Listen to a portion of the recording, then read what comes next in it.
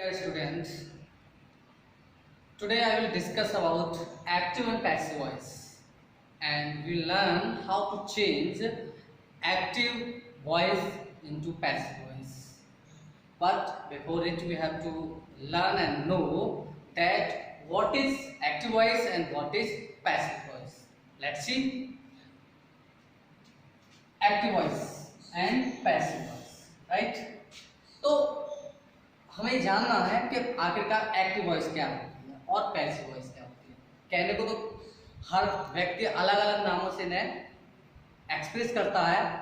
यदि मैं कहूँ तो एक्टिव वॉइस होती है कर्तावाच्य और पैसिव वॉइस होती है कर्मवाच्य, या फिर दूसरी भाषा में बात करूँ, एक्टिव वॉइस कहते हैं जिसमें कर्ता प्रधान होता है और पैसिव वॉइस को कहते हैं जिसमें कर्म प्रधान होता है। ठीक है, तो सबसे पहले हमें जानना है एक्टिव वॉइस। यदि ये चीज हमारे क्लियर है तो हम आगे को इस टॉपिक को समझ सकते हैं, because it's the very important chapter in grammar to see according to examination as well, right? तो एक्टिव वॉइस वह वॉइस होती है जिसमें कर्ता, यानी कर्ता बोलते हैं हम सब्जेक्ट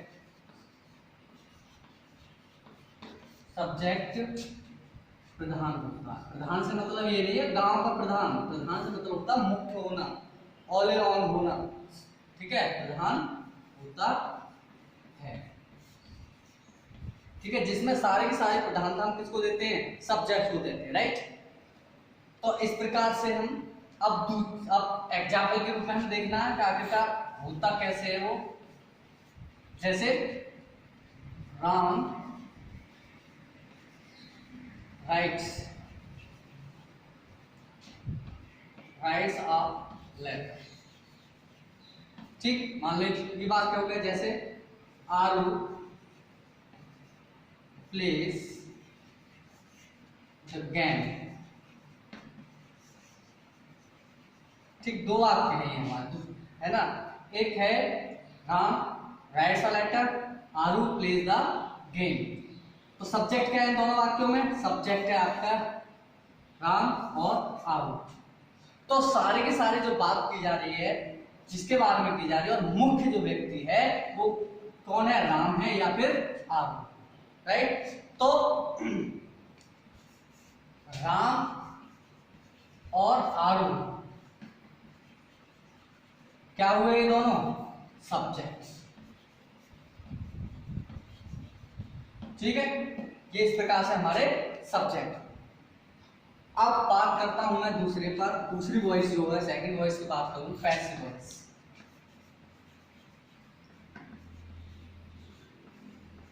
यानी कि जिसे हम बोलते हैं कर्मवाच्य। यह वह वॉइस होती है जिसमें कर्म, यानी कर्म को बोलते हैं हम अंग्रेजी में ऑब्जेक्ट। ठीक है, ऑब्जेक्ट प्रधान होता है।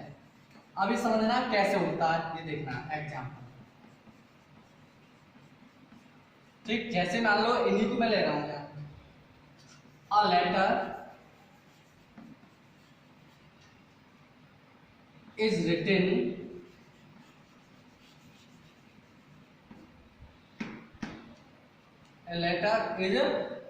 by Ram। ठीक, दूसरा सेंटेंस है the game is played by R। ठीक है, there are two sentences here.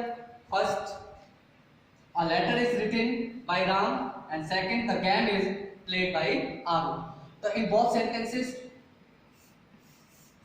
both subjects has been now object of passive voice and both the object of active voice has been subject of passive voice, right.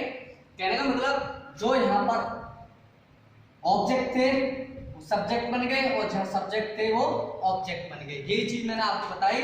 तो अब इसमें प्रधान कौन हो गया, object दोनों प्रधान हो गए और इसमें प्रधान कौन था, सब्जेक्ट। अब ये क्या बन गए, ऑब्जेक्ट बन गए।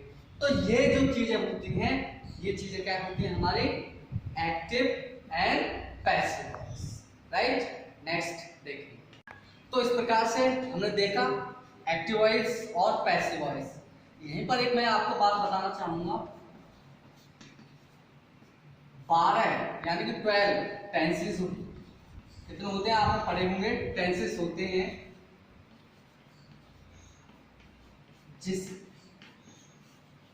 जिसमें केवल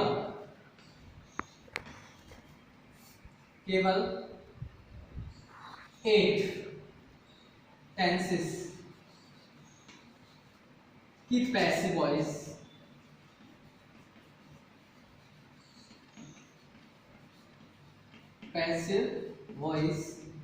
बनती है। केवल 12 में से कितनी बनती है, 8, ठीक है। प्लस यहीं पर मैं बता देता हूं, इसके अलावा इंपेरेटिव सेंटेंसेस होते हैं जिन्हें हम आदेशात्मक वाक्य कहते हैं, या फिर वो वाक्य जो किसी वर्ब के फर्स्ट फॉर्म से शुरू होते हैं वो इंपेरेटिव सेंटेंसेस कहलाते हैं, जिनमें आज्ञा, प्रार्थना, निवेदन आदि का भाव प्रकट होता है। वे सेंटेंसेस जो होते हैं उनको भी हम पैसिव में बदल देते हैं। इंपेरेटिव सेंटेंस की भी passive voice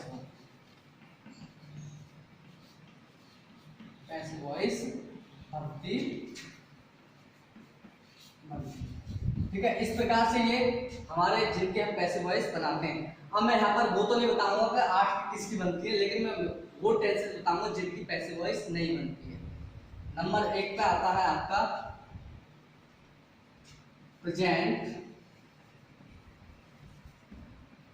perfect continuous tense, पहला। दूसरा पास्ट परफेक्ट कंटिन्यूअस टेंस, ठीक। तीसरा है आपका फ्यूचर कंटिन्यूअस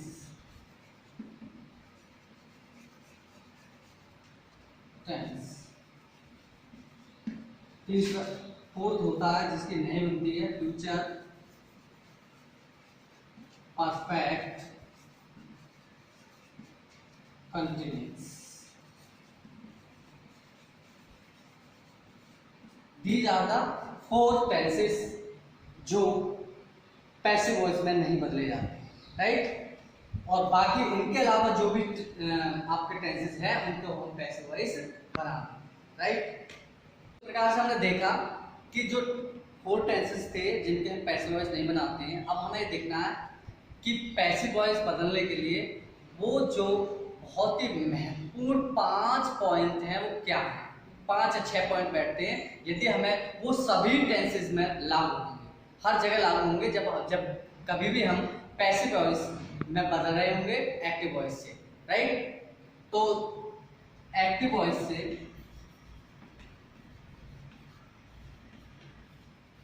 वॉइस को पैसिव वॉइस में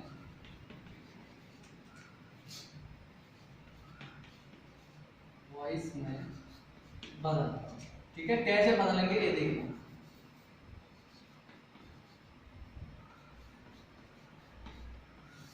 ठीक, तो पॉइंट क्या है, सबसे पहले जो हमें करने हैं काम, ठीक है, जो हमें करने हैं सबसे पहले और क्रम। ठीक है, जो कार्य हमें सबसे पहले और क्रम से करने हैं वो क्या क्या है ये हमें देखना। नंबर 1 है एक्टिव वॉइस के ऑब्जेक्ट को हमें ढूंढना है, ऑब्जेक्ट को पैसिव का यानी पैसिव वॉइस का सब्जेक्ट बनाते हैं।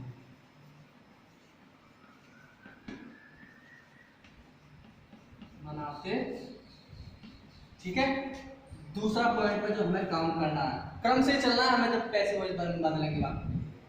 ठीक है, सहायक क्रिया जिसे हम इंग्लिश में बोलते हैं हेल्पिंग वर्ब। सहायक क्रिया टेंस और ऑब्जेक्ट के अनुसार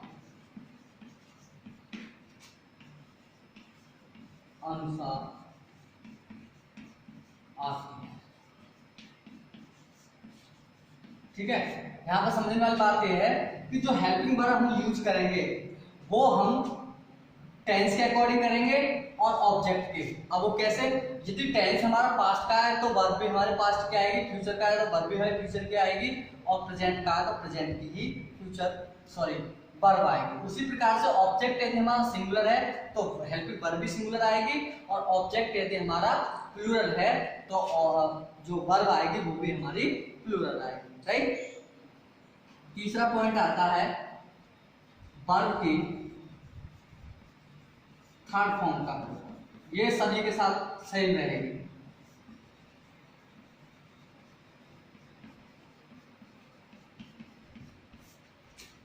ठीक है, सभी के साथ वर्ब के थर्ड फॉर्म का प्लूरल। फोर्थ नंबर आता है आपका शेष जो शब्द हैं बचे हुए इनके अलावा लिखते हैं, चौथे पॉइंट पर। ठीक है, पांचवें फिफ्थ पॉइंट पर आता है बाई का प्रयोग करते हैं।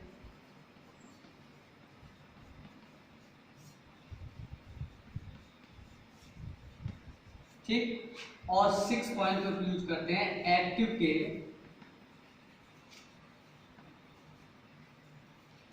सब्जेक्ट को यानी कि कर्ता को पैसिव का ऑब्जेक्ट बनाकर लिखते हैं, पैसिव का ऑब्जेक्ट बनाते। ठीक है, ये हमारे 6 पॉइंट्स हैं जो हर जगह लागू होते हैं, ये हमें अच्छे से देखना है। राइट।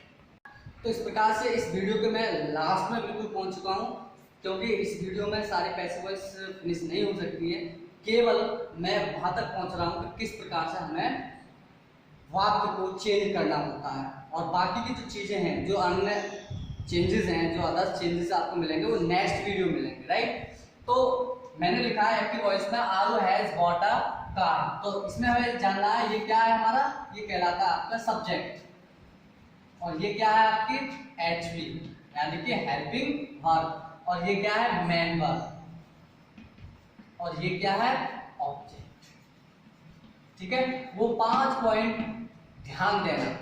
मैंने बताया था पहला पॉइंट कि एक्टिव वॉइस के ऑब्जेक्ट को पैसिव का क्या बनाएंगे हम, सब्जेक्ट के रूप में ऑब्जेक्ट।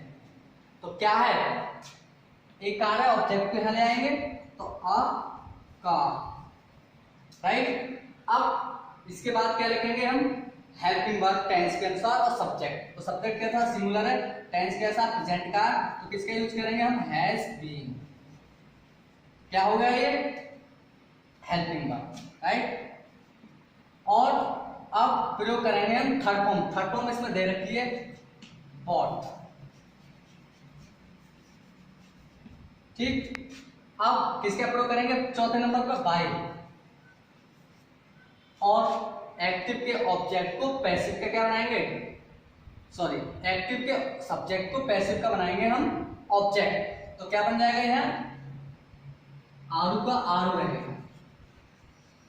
ठीक है, यानी कि ये अब ऑब्जेक्ट अपने समझने के लिए माना, बाकी तो ये क्या हो गया, सब्जेक्ट हो गया।